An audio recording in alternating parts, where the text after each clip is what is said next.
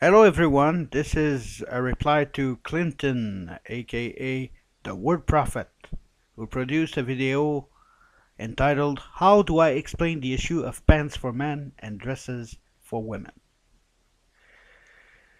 Deuteronomy 22:5 states that the woman shall not wear what which pertaineth unto a man, neither shall a man put on a woman's garment, for all that do so are an abomination unto the Lord thy God. And there are also other, like Timothy 2:9, which states that women adorn themselves in modest apparel. And Deuteronomy 22:11, thou shalt not wear a garment of diverse sorts, as of woolen or linen together, so on and so forth. There are a few of them, all pertaining to how men and women should dress. But I cannot see, however, textually anywhere in the Bible the words dress, pants, or skirts used as to define how women and men should adorn themselves. The only thing we are told is that we should not use what pertains to the other gender. But, this is kind of ridiculous anyway. I'm reminded of a letter that was addressed to Dr. Laura Schlesinger uh, regarding a comment she made on the air about uh, homosexuality being an abomination unto the Lord thy God, so on and so forth. Amen. He addressed a few questions to Dr. Laura, a guy who wrote a letter. Well, thank you for doing so much to educate people regarding God's law. I have learned a great deal from blah, blah, blah, blah, blah, blah, blah. His first question: Leviticus 25:44 states that I may possess slaves, both male and female, provided they are from neighboring nations. A friend of mine claims that this applies to Mexicans, but not Canadians. Can you clarify? Why can't I own Canadians? If you were to apply this to daily life, modern day life, I would, get a bit scared of Americans. Number two, I would like to sell my daughter into slavery, as sanctioned in Exodus 25:7. In this day and age, what do you think would be a fair price for her? Scary. Number three, I know that I am allowed to contact with a woman while she is in her period of menstrual uncleanliness. Leviticus 15:19-24. The problem is, how do I tell? I have tried asking, but most women take offense. Number four, when I burn a bull on the altar as sacrifice, I know it creates a pleasing odor for the Lord. Leviticus 1:9. The problem is my neighbors. They claim the odor is not pleasing to them. Shall I smite them?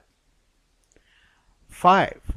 I have a neighbor who insists on working on the Sabbath. Exodus 35:2 clearly states he should be put to death. Am I morally obligated to kill him myself, or should I ask the police to do it? Number 6. A friend of mine feels that even though eating shellfish is an abomination, Leviticus 11:10, it is a lesser abomination than homosexuality. I don't agree. Can you settle this? Are there degrees of abomination?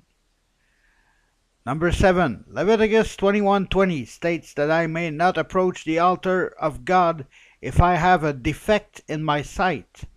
I have to admit I wear reading glasses. Does my vision have to be 20/20, or is there some wiggle room here? Number 8. Most of my male friends get their hair trimmed, including the hair around their temples, even though this is expressly forbidden by Leviticus 25:27, 19:27. How should they die? Number 9.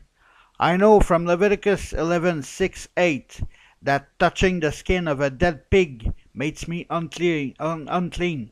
but may I still play football when I wear gloves? And finally, number 10, my uncle has a farm. He violates Leviticus 19:19 by planting two different crops in the same field, as does his wife by wearing garments made of two different kinds of thread, cotton, polyester blend. He also tends to curse and blaspheme a lot.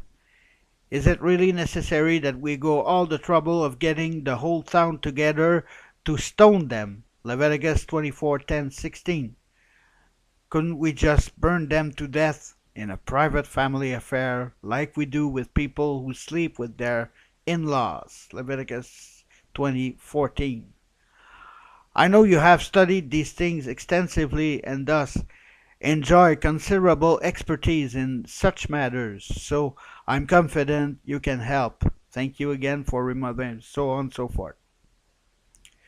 So, this just goes to show one thing. It's easy to take anything in the Bible, piss off people with it. You should do this because the Bible states, but as soon as, something in the Bible is not logical, not feasible. Oh, no, no, no. You know, if you were to apply it all the way, you would probably end up dead or in jail or in some psychiatric facility. Thank you. That's all I have to say.